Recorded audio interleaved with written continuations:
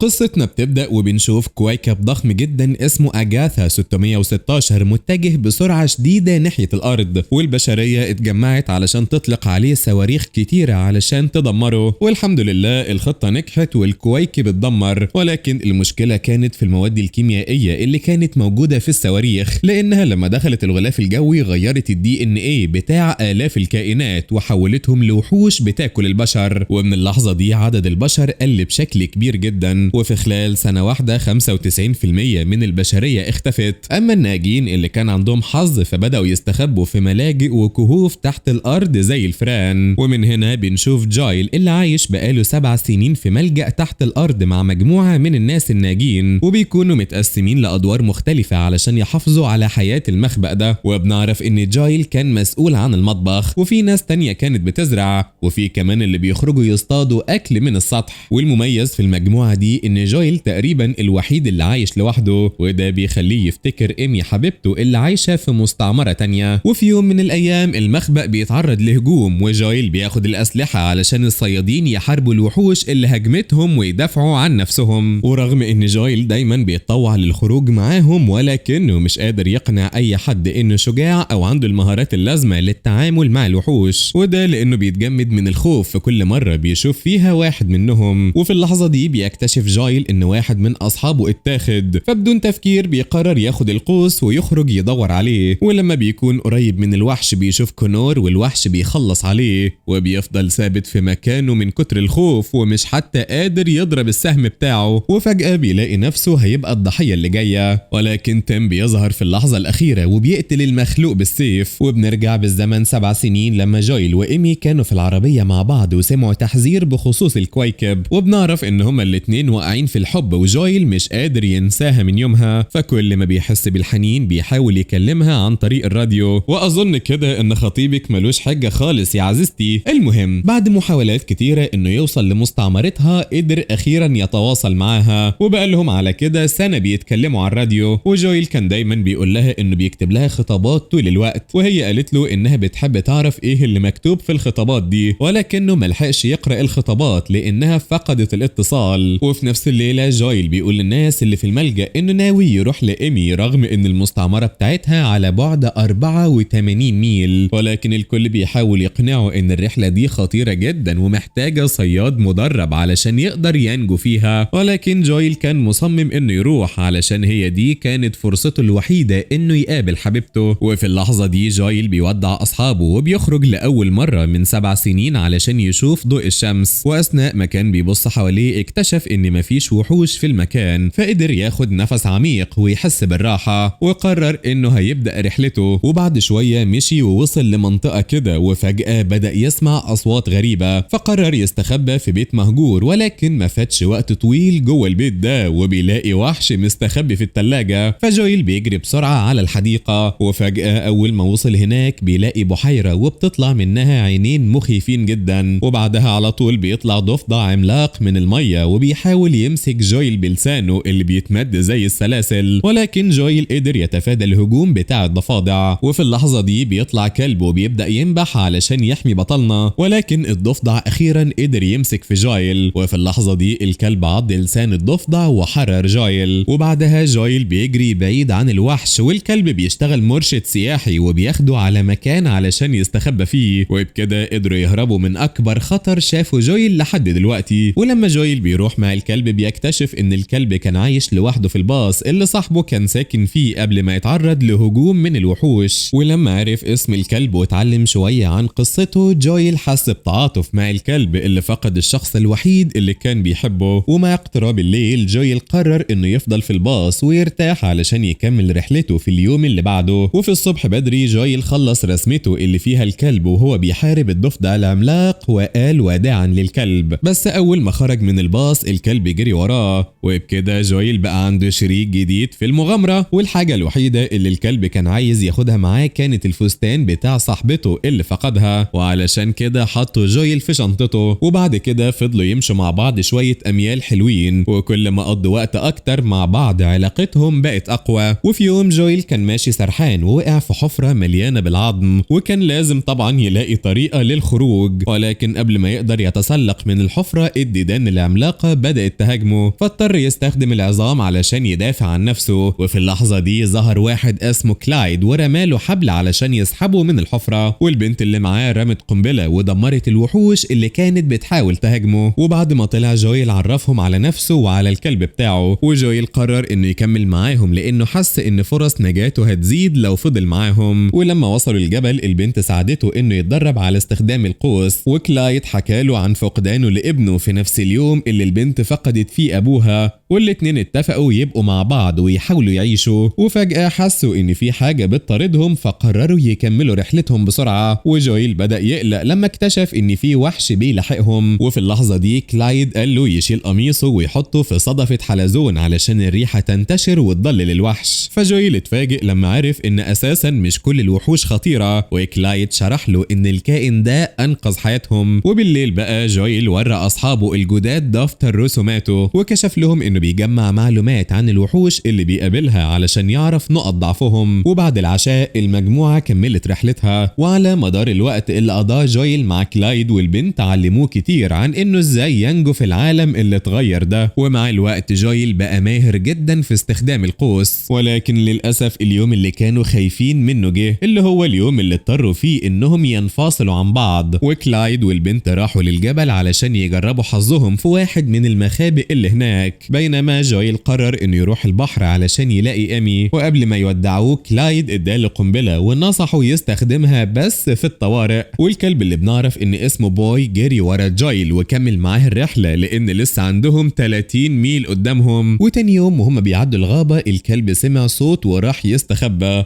وجويل ما فهمش ايه اللي بيحصل وحاول يخرجه، ولكنه فجأة شاف حشرة عملاقة بتخرج من الارض، فبسرعة مسك القوس بتاعه ولكنه ما قدرش يضرب واتعرض لضربة خلاته يطير لبعيد. وفي اللحظة دي ادرك جويل انه لازم يتصرف علشان ينقذ الكلب اللي مستخبي، وبدأ يستخدم القوس بمهارة علشان يواجه الحشرة العملاقة، وقدر فعلا انه يضرب بالاسهم بفضل تدريبه، وقدر يصيب الهدف بنجاح ويمنع الوحش من الاقتراب منه. وبعد ما اتأكد ان الكلب بخير ارتاح وعرف انه عدى من الموقف الصعب ده. ومع غروب الشمس الجو كان عاصف، وجويل اضطر ياخد الكلب ويستخبوا في بيت مهجور لحد ما المطر يخف شوية. وفي الوقت ده جوه البيت جويل بيلاقي روبوت اسمه مافيس، ومافيس ده كان اتعرض لهجوم من وحش من زمان واتقطعت رجليه، فكان بيزحف للملجأ ده علشان يحمي نفسه ويوفر الطاقة. وقال لجويل انه فاضله بس 50 دقيقة من عمر البطارية وبعدها هيفصل تماما.